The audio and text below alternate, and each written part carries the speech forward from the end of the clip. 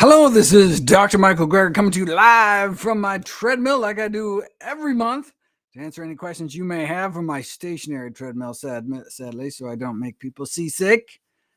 But for those of you unfamiliar with my work, every year I read through every issue of every English language nutrition journal in the world, so busy folks like you don't have to. I then compile all the most interesting, most groundbreaking, most practical findings and new videos and articles I upload every day to my nonprofit site, NutritionFacts.org. Everything on the website is free. There's no ads, no corporate sponsorship, no special members section or any of that garbage.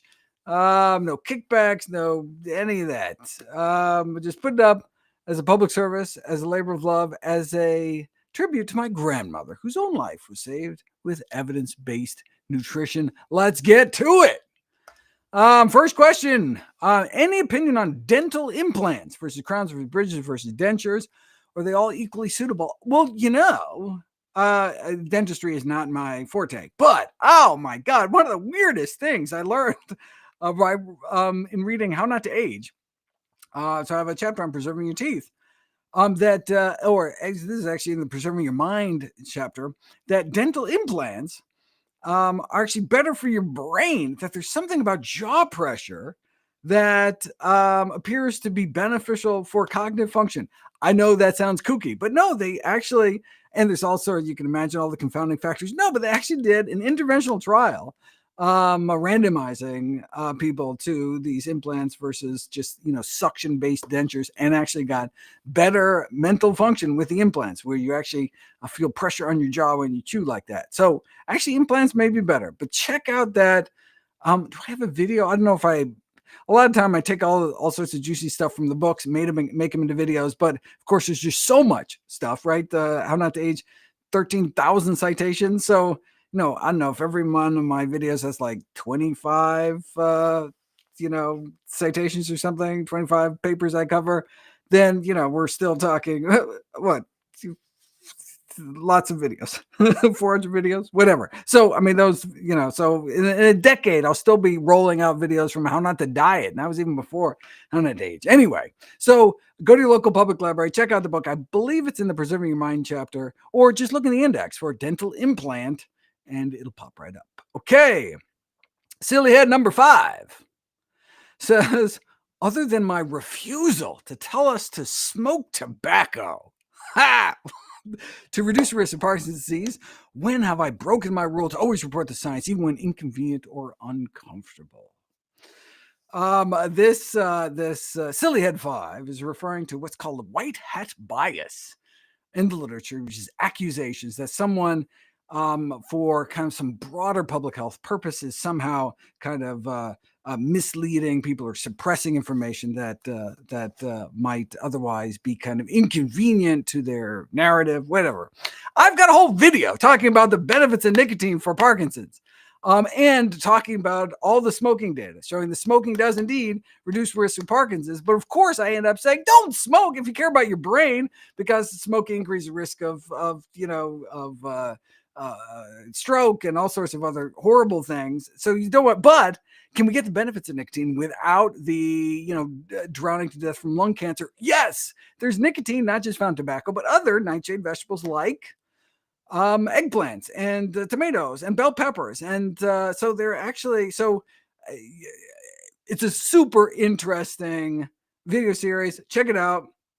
And you may end up eating some stuffed peppers with tomato sauce to reduce your risk of Parkinson's without dying from lung cancer. But in terms of anything else, so I haven't broken my rule. I did a whole series of videos on just that thing. Oh my God, outrageous. The only thing I can think of is there's a temptation to try to keep things as simple as possible. And so I be like, oh, well, I want to make healthy eating be simple. So, when I, tell people, about hacking and holding, you can maximize the benefit of your kale or your collards or your broccoli by chopping and then waiting 45 minutes or waiting 30 minutes. There's been an update in the new How Not to Die 10th anniversary edition coming out this December. We've learned a lot in 10 years. And one of the things, you don't have to hack and hold. You don't have to wait 45 minutes. You can wait 30 minutes. Anyway, there's a really interesting reaction and you get more benefit. But the concern about doing videos like that is that, well, someone's just going to be like, oh, and not eat or eat less broccoli just because, like, oh, I didn't chop it. So I'm just going to go to Chick-fil-A or so. I have no idea. But look, that hasn't stopped me. I've got, it's like my video on my banana smoothies, how, the enzyme in the banana that interferes with some of the, the cocoa powder compounds, and you put it in a smoothie, you get a little bit less of the benefit. Um, is that going to get people to eat? I, I don't want things to be complicated, but that doesn't stop me. I'm putting it all out there. I'm putting out what the science is. I'm not holding anything back. In fact, probably the best example of that is going to be this webinar in July. Yeah, I just finished scripting it. And so I'm going to be recording most of the videos next month. Basically, long story short, the cholesterol guidelines has really moved from trying to get to specific targets, like as long as your LDL is this target, you should be fine, to basically the lower the better, the longer the better. So we should just all try to get our LDL as low as possible. Well, if that's the case, oh my God, okay, what do we got to do? Well, the reason everybody isn't put on statin drugs, even though a lot of people, but nearly 100 million people are prescribed statins in the US. That's more than I expected. Anyway, yeah, the most popular drug of all time, Lipitor. But anyway, the reason more people aren't prescribed statins is because there's risk. And so, you have to make sure the risk, the benefits outweigh the risks. So the risks like increased type 2 diabetes risk.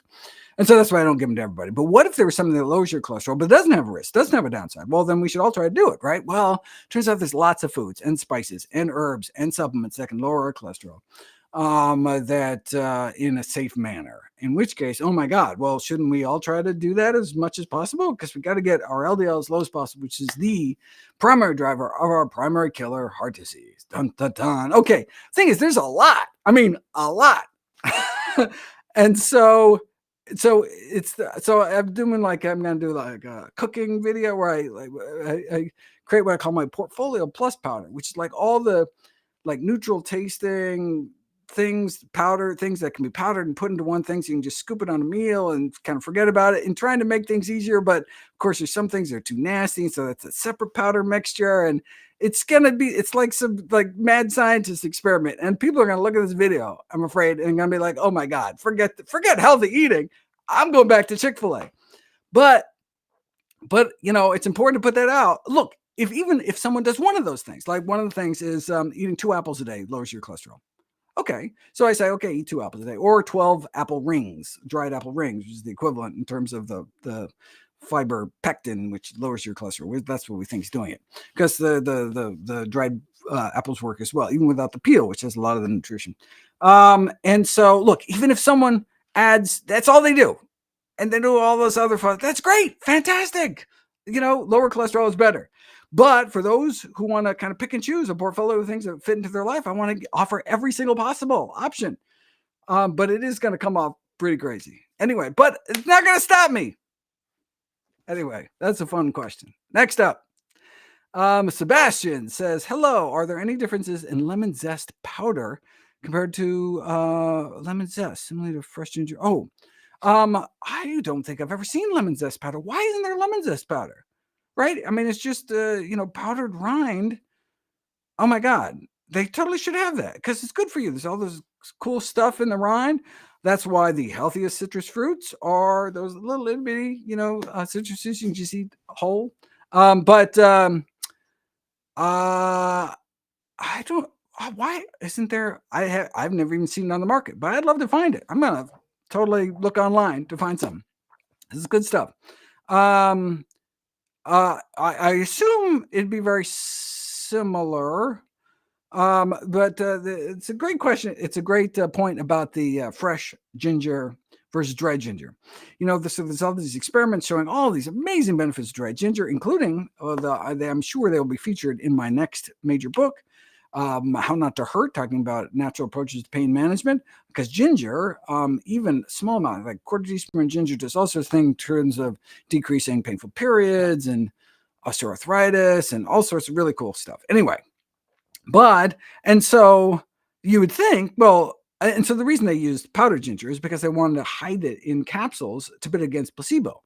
And they even dust a little ginger powder on the placebo capsules so they both smell like ginger, blah, blah, blah. Okay, so you don't know. Are you taking real ginger? You're not. And then, so the benefits are not just the placebo effect, because you've kind of subtracted the placebo effect, and it's actually the ginger. Okay, so that's how you do really robust studies. But why not wouldn't fresh ginger even be better, right? Actually, we think one of the primary compounds, at least for pain killing and anti-inflammation, are these shoujils, which is ginger in Japanese, which is dehydration products of the gingerol, that spicy ginger flavor smell compound. So it's actually not, the shoujils are actually not found in fresh ginger, only found in dried ginger. And that may be why in studies on weight loss, for example, you give people fresh ginger, they don't lose any weight over control, but you give people dried ginger and you can get them to lose weight because there's different compounds in it. And so that made me think, oh my God, well, maybe we should use whatever the study used, right? I mean, they didn't it because they didn't know anything about special compounds. They did it just because they wanted to hide people, because you can't give people fresh ginger and have a convincing placebo. So, but okay, what do we do when a study says that garlic powder lowers your cholesterol, which it does? A quarter teaspoon of garlic powder a day, which is like, I hope I got that right, which is like, I think it's equivalent to a quarter of a clove. So maybe it's more than half teaspoon. Anyway, it's all part of this thing. A certain amount of garlic every day, and it's not that much, lowers your cholesterol. But the study was done on garlic powder. And so the question is, would fresh work just as well? You would assume it would, or even better, but not necessarily. Just because there are different compounds that are made in the dehydration process. Anyway, the gingerol story is kind of cautionary tale. Well, maybe we should stick with what the study actually found versus trying to, do what we think might be better. Having said that, I haven't really found much that elsewhere. So I don't know. I'm sure. So my guess is that dried lemon zest would be fine. But you can just take lemons and keep them in the freezer and take them out and zest them all you want. Put them back in the freezer. And so you can always have fresh lemon zest anytime you want, or limes, or, great. Try that. Anyway, but I'm still going to look for lemon zest powder. Sounds delicious. Okay, interesting. Any recommendations for managing eosinophilic esophagitis, particularly after a diet elimination? Yeah, very cool. High-dose proton pump inhibitors. Okay, so the reason that I know a lot about this condition is because I've been researching elimination diets for the How Not to Hurt book. So there are certain foods that cause certain symptoms, including pain symptoms, in certain people.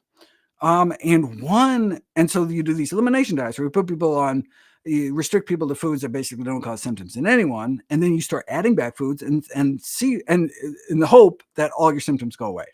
Great. So it was food. Okay, then you start adding different classes of foods back in a certain regimen until you're like, okay, and then you took a bite of a tomato and you're like, oh my God, symptoms came back. Oh, okay, then you can just remove tomatoes and go back to your regular diet without tomatoes.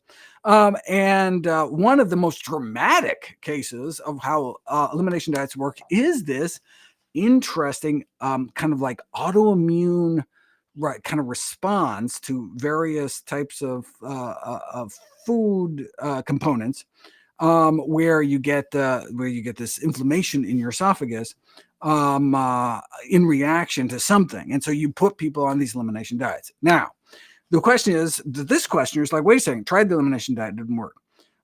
My next question would be, tell me what you did and make sure that you actually did it properly. I mean, it takes a lot of patience, and people are like, they want to skip ahead and they don't want to wait too long and blah, blah, blah. But you realize that once you figure it out, then the whole rest of your life, you can be symptom free. And, once you figure it out, so you got to stick with it. But assuming that this person actually did it right, I don't know. That's a good question. I did not get that far in my research yet, but it's on my list, and so I will see if there's anything else we can do. But yeah, excellent question. Fascinating topic, elimination diets. I'm excited to learn more about them. In my research, I learn as much as anybody else. When you read a book, right? Think I was born with this information? No. Think I was taught about it in medical school? Probably not. So I learned it, and I can't wait to pass it on to you. That's how it works. Okay, Larry says, for dried fruits that do not have any added sugar, great. How many per day can a person who is non-diabetic eat without having harmful blood sugar spikes? I would eat them with meals. As long as you're eating with meals, I'm not worried about it. It's when people eat them as snacks, kind of between meals.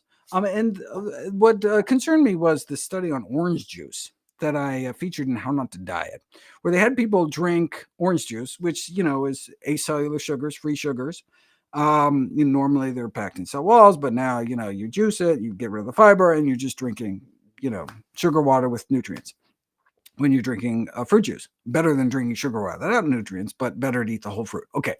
But they had people drink orange juice, same amount of orange juice, I forget how much.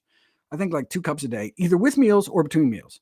Exact same amount of juice, and had dramatically different effects with meals versus without meals. If you just do it between meals, then you just get this, kind of sharp spike. Whereas, when it mixes with everything else, so when you drink, so let's say I have a really healthy meal, lots of fiber, lots of blah, blah, blah, and then you have some orange juice, well, your stomach doesn't know. In your stomach, all mixes together. And it's like, oh, here's some orange sugar with lots of fiber. It's like you just ate an orange. Of course, still be better to eat an orange. But, it's when you have that, it's like eating, if you're going to eat candy, eat it with a meal. And even better, eat it in the morning. Our body's better able to deal with junk in the morning. Exact same food, eat in the morning, causes less accumulation of body fat. The exact same meal, exact same number of calories eaten in the evening, less of blood sugar spike, less triglycerides, etc., etc. Anyway, dried fruit is healthy for you. In fact, recommending people eat 12 apple rings a day or eat 2 fresh apples. That's better. But if you're not going to do that and you want to have a healthy snack, dried apple rings would be great. There's benefits to prunes. There's benefits to all sorts of, barberries. 2 tablespoons of barberries a day lowers your LDL cholesterol, thanks to included that is equivalent to about 900 milligrams of berberine. Don't do it, however, if you're pregnant or breastfeeding, but that's probably the healthiest dried fruit. Can I say that's the healthiest dried fruit? Although, something like sumac is technically a dried fruit, which is a spice, or amla, technically a dried fruit, but gross. Anyway, just eat it with meals and enjoy fruits in all their forms, freeze-dried, frozen, fresh, just not deep fried. Don't do like mango tempura. Okay, next up, Karen says, do I believe that viruses, as Epstein Barr, can be causing many chronic health issues in most people? Most people would be probably pushing it, but Epstein Barr can certainly cause mono. But in terms of its role in it's been implicated in things like kind of fibromyalgia, these kind of somatic symptom diseases. I don't know, but we'll find out because I'm going to have a whole fibromyalgia chapter in How Not to Hurt. Sorry, I don't know the answer to that question as of yet, but I will. Best place for health info. Debbie says, best place for health info as there have been so many cuts to government. That's an interesting question. Oh my God, I was so freaked out. Was it this week? I think it was this week. Earlier this week, PubMed was down. So PubMed is the database, National Library of Medicine, the largest medical library in the world, and a source of critical. That's how researchers all around the world research. They use, thanks to our taxpayer dollars, this incredible resource. And it was down. And like my research would come to a halt. Right? There is no, in fact, I'm Googling alternatives to PubMed. There aren't any. In fact, when there was a government shutdown a few years ago, there's a freak out in the medical literature saying, look, we have to, like in Europe, they're like, we need an alternative to PubMed. We can't rely on the United States to, be as, to reliably keep these resources around. They never did anything about it, and there really is still no alternative to PubMed. Thankfully, it came up literally within like 20 minutes. In fact, it was down for so short, I couldn't even find evidence it was down elsewhere, although other people that I talked to couldn't find it. Anyway, that was freaky. So I totally understand. And so, yeah, so that's the best portal into the peer-reviewed medical literature, which is the gold standard in terms of evidence on health issues. And what are there? Is there best places for health info beyond that? Well, it's always better to go to the source, right? The primary literature. So then you don't have to deal with kind of someone's opinion about the literature, but actually go to the source. Can't always do that. So if not, so I would go to, you can go to leading medical institutions, Cleveland Clinic, Mayo Clinic. They have websites that have a lot of health information. That's probably where I'd go. But start with NutritionFacts.org and let me know if they're missing any important medical conditions, and I will do videos about them. Okay. Lars, many of my books use white miso. What's the ideal miso? There's all sorts of misos. I've got a new cookbook. I was just about to whip it out and show everybody, but I sent it to somebody. But I'm getting more. Anyway, it's coming out next month, April. Super excited. Oh, and in fact, I should remember to do this before I forget. For those who aren't subscribed to NutritionFacts.org, which is of course free, you can sign up at NutritionFacts.org/subscribe. We will send you two free recipes from the new cookbook. Very cool. Oh my God, the cookbook's gorgeous. I can't wait for everybody to see it. It's the How Not to Age Cookbook. Okay, so not only is every recipe healthy, but every ingredient of every recipe is healthy. How do you make things sweet without sugar? How do you make things salty without salt? Those are some of the challenges that we faced. Well, how do you make things salty without salt? You do it with miso. You could also do it with potassium chloride, potassium salt. But so miso does not have the downsides that other sources of salt have, like table salt, which is increased risk of stomach cancer and increased high blood pressure. Now, in terms of where did my miso go? Hold on. Miso question. Got to go back to my miso question.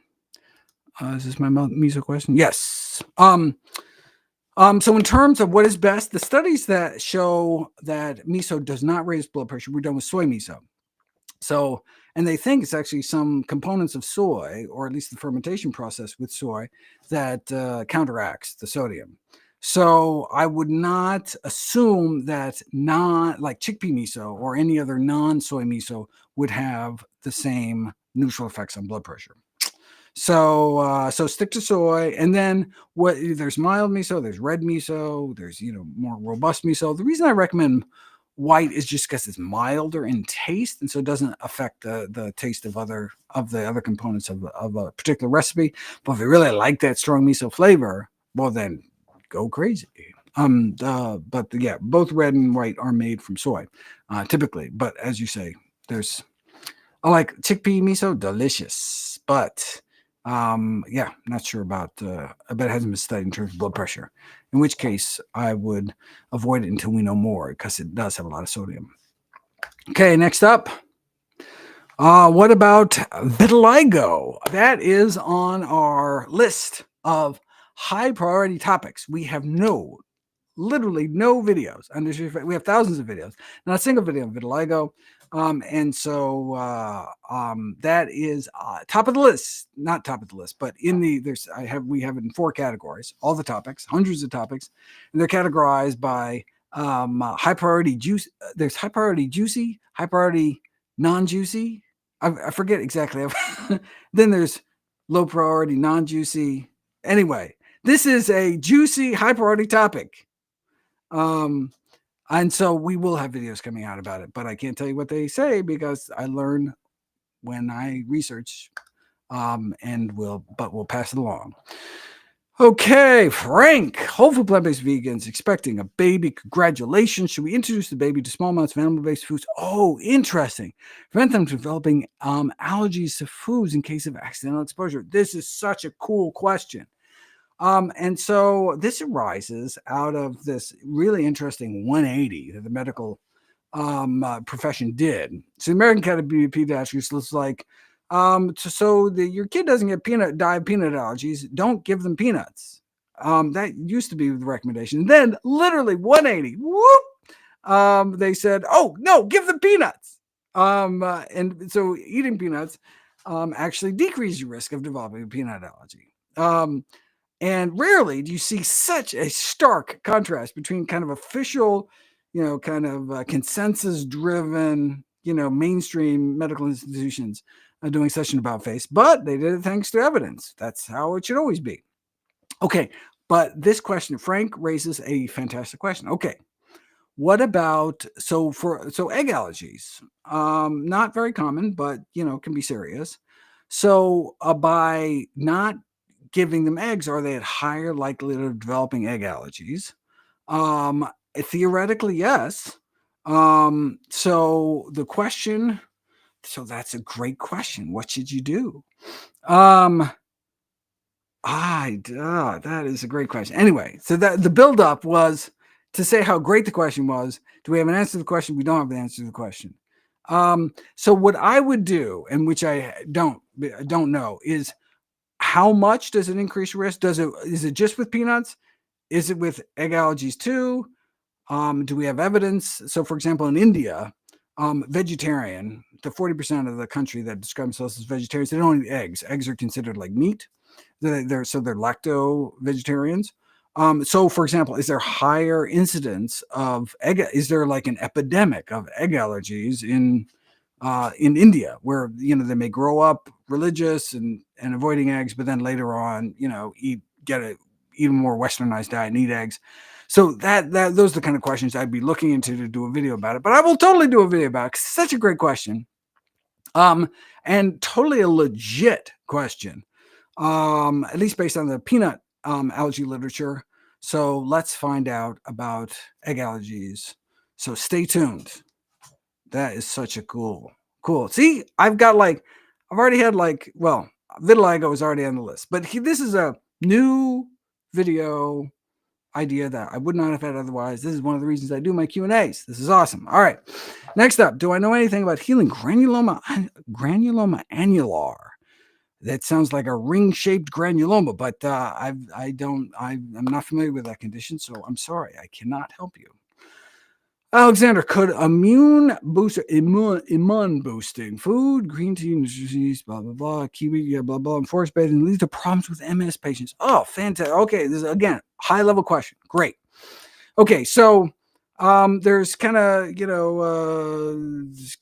two sides, to immune function, right? Immune function has to be finely balanced because we don't have anaphylactic shock and go overreact to something, but we don't want to underreact and die from infectious disease.